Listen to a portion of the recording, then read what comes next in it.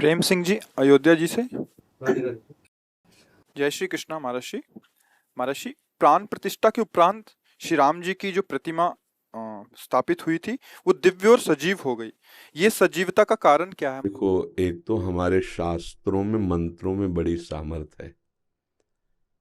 जब मंत्रों का ज्ञाता उस श्री विग्रह में भगवान का आवाहन वेद मंत्रों से, वेद किसी के द्वारा रचित नहीं है, ये अपौरुषेय है, स्वयं भगवान वेद के रूप में प्रकाशित है। तो जो मंत्र वेत्ता, त्रिकाल संध्या करने वाला, ब्रह्मणत्व से युक्त, जब ब्रह्म ऋषि आवाहन करता है मंत्र से, तो भगवान जो सर्वत्र विराजमान है वो वहाँ प्रकाशित हो जाते हैं। हृदय में भगवान सबके विराजमान है ना, पर प्रकाशित तो नहीं है ना। और जहाँ मंत्र जपे आप, तो हृदय में भगवान प्रकट हो जाते हैं, मंत्र का प्रभाव। अब वो विग्रह तो पाषाण का प्रकट में दिखाई दे रहा है, अष्टधातु का प्रकट में दिखाई दे रहा है, या चित्रपट दिखाई दे रहा है। जहाँ भावपूर्वक मंत्रों का उच्चारण किया गया तो भगवान वहीं प्रकट हो गए। मंत्रों में बड़ी सामर्थ्य है। जब जन्मेजय जी को ये पता चला कि हमारे पिता को मारने वाला ये तक्षक सर्प अभी भी जीवित है और पिता हमारे पधार गए, तो धिक्कार हमारे जीवन को, अगर वो जीवित रह जाए तो मैं सर्पेष्ठी यज्ञ करूंगा और उसका आवाहन करके यज्ञ में भस्म करूंगा। तुम्हें मंत्रों के प्रभाव की बात बता रहे हैं तो समझ जाओगे। बड़े बड़े ब्रह्म ऋषियों ने मिलकर सर्पेष्ठी यज्ञ की, उसमें सर्पों के नाम लेकर आहुति दी जाती थी। जब ये पता चला तक्षक नाग को, तो देवराज इंद्र उसके मित्र थे, तो देवराज इंद्र के सिंहासन के पावे में लिपट गया हो कि मेरी रक्षा करो। जन्मेजय जी ने कहा कि हजारों फड़ वाले सर्पों को तो भस्म होते हुए मैं मंत्र से देख रहा हूं, जे भी जिस सर्प का नाम लिया जाए स्वाहा, सीधे आके यज्ञ कुंड में भस्म हो जाए। हजारों सर्प, लाखों सर्प, बड़े बड़े विशाल, ये तक्षक क्यों नहीं आया? तो उनका महाराज, तक्षक इसलिए नहीं आ सकता कि देवराज इंद्र के सिंहासन के पावे में लिपटा है। बोले ऐसा मंत्र नहीं कि सिंहासन सहित स्वाहा हो जाए। बोले आप आदेश करो, देवराज इंद्र सहित सिंहासन सहित तक्षक अभी। तो उनका हमारा आदेश है, यजमान का आदेश। मंत्रवेत्ता ब्रह्म ऋषियों ने जे ही मंत्र पढ़ करके, तो देवराज इंद्र तो कूद गए सिंहासन से, पर सिंहासन में लिपटा हुआ तक्षक ऐसे मड़रा रहा था। आस्तिक नाम के जो एक ब्रह्म ऋषि हुए, ये भांजे थे वासुकी नाग के, उन्होंने देखा कि तक्षक चित्कार मार रहा है, तो भांजे थे सर्पों के, वो तत्काल उन्होंने कहा तिष्ठ तिष्ठ, वही रोक दिया। और जन्मेजय जी से कहा कि मैं भिक्षा मांगने आया हूं यज्ञ में, और मांगने वाले को यज्ञ में ना नहीं कहा जाता, ये आहुति मुझे प्रदान कर दो। वैसे यज्ञ बंद हुई। देवराज इंद्र सहित स्वाहा, अगर वो रोक ल देते, ल कूद ले जाते उसी में। द्रोणाचार्य जी ने मित्रता की द्रुपद से, तुम्हें मंत्रों की बात, द्रुपद से, द्रुपद जी ने कहा कि जब मैं राजा बनूंगा और कभी आपको आवश्यकता हो तो आप आ जाना, क्योंकि आप ब्राह्मण हैं, ब्रह्म ऋषि हैं, और मैं राजकुमार हूं। दोनों गुरुकुल में पढ़ते थे। बिल्कुल सारांश में बता रहे। द्रुपद राजा बने पांचाल देश के। अब महाराज को जब अश्वस्थामा प्रकट हुए द्रोणाचार्य के, तो आवश्यकता बढ़ी, तो उनको याद आया मेरा मित्र राजा द्रुपद। तो वहां गए द्रोणाचार्य जी और कहा मित्र पहचाने? तो उनका भिक्षुक होकर मेरे को मित्र बोलता है। तो उनका मैं द्रोणाचार्य हूं। बोले हाँ तो क्या हुआ, है तो भिक्षुक ही, तो मुझे मित्र कैसे कह सकता है? बोले गुरुकुल में हमारी आपकी मित्र, वो गुरुकुल था, इस समय मैं राज सिंहासन पर बैठा हूं और तुम बोलो क्या चाहिए, भिक्षा के रूप में ले सकते हो, मित्र कैसे बोल सकते हो? तो उनका नहीं, फिर नहीं, अब मैं तुम्हें दिखाऊंगा कि मैं कैसा भिक्षुक हूं। जब पांडवों और कौरवों को धनुर्विद्या की शिक्षा दी, पारंगत हो गए, तो कहा गुरुदक्षिणा, द्रुपद को परास्त करके बंदी बना के हमारे चरणों में डालो। कौरवों की तो सामर्थ्य नहीं रही, वो परास्त हो गए द्रुपद से। अर्जुन, उन्होंने कहा गुरुदेव ये गुरुदक्षिणा, अभी कुछ ही क्षणों में दिव्यास्त्रों के ज्ञाता और पांचों भाई, केवल कोई सेना नहीं, परास्त करके द्रुपद को बंदी बना के डाल दिया द्रोणाचार्य के चरणों में।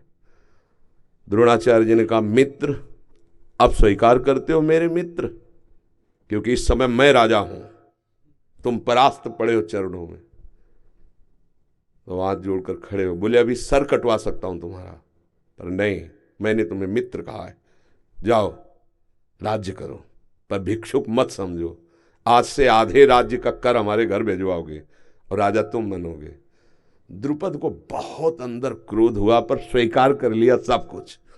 अब वो इस बात में खोज रहे थे कोई मंत्रवेत्ता मिले जो द्रोणाचार्य का सर काटने वाला पुत्र पैदा कर सके। तो जब ऐसी बात करते तो ब्रह्म ऋषि जन ना कर देते। दो ऐसे ब्राह्मणत्व से युक्त मिले जिन्होंने तो यज्ञशाला से द्रोणाचार्य जी के वध का संकल्प करके हवन करने से दृष्टद्युम्न पैदा हुआ, द्रौपदी जी पैदा हुई। सुना है आपने? मंत्रों में इतनी सामर्थ्य है। फिर भगवान, वेद तो स्वयं भगवान का स्वरूप है, और उन मंत्रों का जो उच्चारण करके आवाहन किया जाता है तो निश्चित भगवान उस विग्रह में प्रकाशित हो जाते हैं। मंत्रों में बड़ी सामर्थ्य है। ये लाला बाबू हमारे वृंदावन के महान संत हुए, पहले बहुत बड़े सेठ कलकत्ता के थे।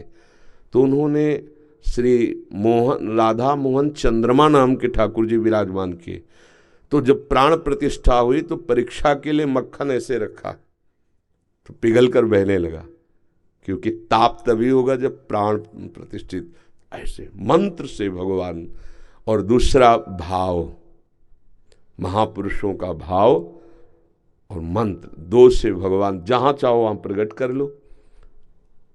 ते समाज गिरजा में रहेऊ, अवसर पाए बचन एक कहऊ, हरि व्यापक सर्वत्र समाना, और प्रेम ते प्रकट होए मैं जाना। यदि मंत्र नहीं आता तो प्रेम हो तो भगवान प्रकट हो जाएंगे, नहीं तो मंत्रवेत्ता। अब जैसे प्रेमी जन भगवान की छवि को लिए, विग्रह को, और छाती से लगा लिए, और भाव में तो प्राणों से प्राण, हृदय से भगवान, बिल्कुल प्राण प्रतिष्ठा हो गए। जैसे महाभागवत प्रेमी जन, जैसे मीरा जी, मेरे तो गिरधर गोपाल, तो साक्षात गिरधर। पूज्य राधा बाबा छवि में ठाकुर जी, साक्षात वहाँ प्राण प्रतिष्ठा भी मंत्रों द्वारा नहीं कराई, भाव द्वारा। अब जो मंत्रों में और भाव में भी एक दो भक्तों के, असंख्यों भक्तों के भाव जुड़े हुए है। जो दशरथ नंदन प्रभु राम जी हैं, चाहे जिस भाव के हो, लेकिन जुड़े तो है ना, हमारे ही तो प्रभु है ना। तो सबके भाव और मंत्रवेत्ता महापुरुषों का, एक से एक महात्मा, आप क्या समझते हो? कौन सा महात्मा किस कोटि का, आप क्या समझते हो? तो मंत्रवेत्ता ब्रह्म ऋषियों का आवाहन और भक्तों की भावना, तो साक्षात प्रभु का घर है। प्रभु वहां तो थे, वो प्रकाशित हो गए उस विग्रह में। कोई आश्चर्य की बात नहीं। समझ पा रहे आप? हाँ, भाव से खंभे में किया तो नरसिंह प्रकट हो गए। मंत्र का उच्चारण भी नहीं किया, दो ही भाव हमने बताए, एक मंत्र एक भाव। तो लाखों भक्तों के भाव पहले ही वहां विराजमान है। फिर मंत्रवेत्ताओं, ऐसा नहीं कि न मंत्रवेत्ता रह गए, न ब्रह्म ऋषि रह गए, न ऐसा नहीं, सब है। हाँ, बहुतायत नहीं रह गई, पर ऐसे ऐसे अभी मंत्र उच्चारण करने वाले कि चमत्कार प्रकट हो जाए। देखो प्रकट हुआ ना चमत्कार, विग्रह में भगवान साक्षात विराजमान हो गए। पहले जो विग्रह का दर्शन किए हो और फिर प्राण प्रतिष्ठा के बाद, तो आप देख लो साक्षात भगवान उनमें। और ऐसे अनुभव होते रहेंगे, आज नहीं सदा होते रहेंगे कि भगवान साक्षात विराजमान है। ये इसमें कोई संशय नहीं है। मंत्र और भाव दो के द्वारा भगवान प्रकट किए जाते हैं। जैसे हृदय में भी जो मंत्र नहीं जप रहा, नाम जप नहीं, जिसके भाव नहीं, तो भगवान भाववश्य भगवान जहाँ कहीं भी देखो। ये तो श्री भगवान की प्राण प्रतिष्ठा हुई। धन्ना जाट का नाम सुना है? उन्होंने बच्चे थे तो कथा हो रही थी, वहाँ बैठ गए तो पंडित जी कह रहे थे कि जो भगवान की सेवा नहीं करता, भोग नहीं लगाता, उसका जीवन व्यर्थ है। 9 किशोर बालक थे, ये बात बैठे भगवान की सेवा।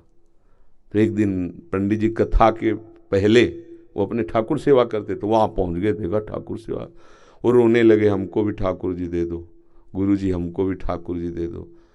उन्होंने देखा बच्चा है, ठाकुर जी की बात कह रहा है। उनका कथा के बाद 7 दिन कथा हो जाने के बाद वो इंतजार करते, 7वें दिन वो सब अपनी सामान बांधे और घोड़े पे चलते थे उस समय। तो वो रास्ते में पीछे गुरु जी आप कह रहे थे भगवान दे देंगे कथा के बाद। तो उनके मन में दया आई कि बच्चा है क्या, तो अपने शालिग्राम भगवान विराज को भांग का बट्टा, भांग खाते थे तो वैसे बोले तुम्हें छोटे ठाकुर चाहिए कि बड़े ठाकुर? तो बच्चे थे, उनका बड़े ठाकुर चाहिए, तो भांग का बट्टा दे दिया। अब देखो कुछ नहीं है भांग बांटने वाला, बस वो भाव कर लिए ना मेरे। अब गरीब घर में थे तो बाजरे की रोटी, माँ 1-2 रोटी ऐसे ठाकुर जी को, और उन्होंने बताया था कि सेवा कैसे करोगे, बोले नहा के नहला देना और पवा के पा लेना। वो समझते थे ऐसे। और वो बालक उनका पाव 1 दिन 2 दिन 3 दिन 4 दिन ठाकुर जी हाँ वो हठ कर लिए, नहीं पाए स्वयं। जब हठ करके कि हम अपने प्राण त्याग देंगे लेकिन बिना आपके पाए हम पाएंगे नहीं, तो वहीं प्रभु प्रकट हो गए। भांग के बट्टे से भगवान प्रकट हो गए, मित्रवत धन्ना जी के साथ खेलते भगवान। भाव और मंत्र दो में बड़ी सामर्थ्य है, उसमें संशय नहीं करना चाहिए, बहुत अपार सामर्थ्य है।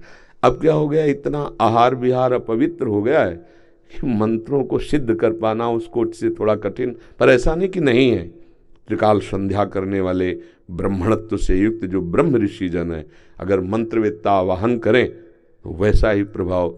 आप तो वहाँ दर्शन ही किए होंगे, प्रभु के दर्शन ही किए होंगे, अयोध्या में ही रहते हैं।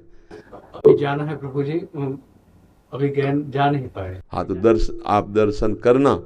हाँ हमें तो दूर से भी उनका, जैसे सूर्य का तेज है ना, संपूर्ण ब्रह्मांडों में छाया रहता है, पर वो एक कांच होता है जो विशेष, वही सूर्य के तेज को पकड़कर आग लगा सकता है, समझते ना? हाँ वो जो भी होता है ना, ऐसे ही भक्तों का हृदय कुछ विशेष होता है, कहीं भी हो तो तेज उधर से। तो जो तुम पूछ रहे हो, जो तुम वर्णन कर रहे हो, वो विराजमान वहाँ है, कनेक्शन यहाँ है, तो पूरी सूचना, पूरा भाव, पूरा सब यही समझ में आ जाएगा। भगवान सर्वत्र हैं, भाव के द्वारा, प्रेम के द्वारा प्रकट होते हैं। मंत्र और भाव के द्वारा कहीं भी भगवान को प्रकाशित किया जा सकता है। जैसे नामदेव जी ने कुत्ते में भगवान को प्रकाशित कर दिया, भूत में भगवान को प्रकाशित कर दिया। भाव और मंत्र में बड़ी सामर्थ्य है। अयोध्या में तो लाखों करोड़ों भक्तों के भाव जुड़े हैं, और ब्रह्म ऋषियों के मंत्र, आचार्य कोटि के महापुरुषों का संकल्प, तो भगवान को तो प्रकाशित होना ही पड़ेगा। और भगवान तो वहाँ प्रगट में विराजमान है, क्योंकि उनका घर है। जैसे वृंदावन है ना, ये यहाँ प्रिया प्रीतम प्रगट में विराजमान है। बस थोड़ा माया के पर्दे हटे तो दिखाई देगा, ये दिव्य धाम है भगवान का। वृंदावन धाम प्रेम धाम, तो अवध धाम, जैसे यहाँ कृष्ण जन्म का स्वरूप मथुरा, तो राम जी के जन्म का स्वरूप अवध, और ये लीला विहार स्थली प्रिया प्रीतम की प्रेम धाम है। बड़े भाग्यशाली जन हैं जो भगवान के नाम रूप लीला धाम से जुड़े हुए हैं, अपनापन किए हुए हैं। ये यहाँ भी भगवान है, बस यहाँ के भगवान प्रकट हो जाए, निहाल हो जाए। यहीं के भगवान को विशेष प्रकट करने के लिए हम सब जगह जाकर दर्शन करते हैं, भावना करते हैं, पर यहाँ के भगवान प्रकट हो जाए तो फिर एक दृष्टि बदल जाती है। सिय राम मैं, अब देखो दृष्टि बदल गई। सब जग जानी, उसे न स्त्री दिखाई दे रहा न पुरुष दिखाई दे रहा। यहां भगवान प्रकट होने पर सब प्रभु अपने आराध्य देव, जड़ चेतन जग जीव जत सकल राम मैं जानी। ये यहाँ के भगवान प्रकट होने पर न जड़ है न चैतन्य, एकमात्र प्रभु। कैसा परमानंद होता होगा उन महाभागवतों को जो सब में भगवान का दर्शन करें। जैसे मंदिर में जाके दर्शन करते हैं, ऐसे सबके हृदय मंदिर में भगवान विराजमान। पर्दा हटा माया का तो भगवान सबके अंदर बैठे उस महापुरुष को दिखाई देते हैं। भाव और मंत्र में अपार सामर्थ्य है, इसमें कभी संशय न करें। ठीक है।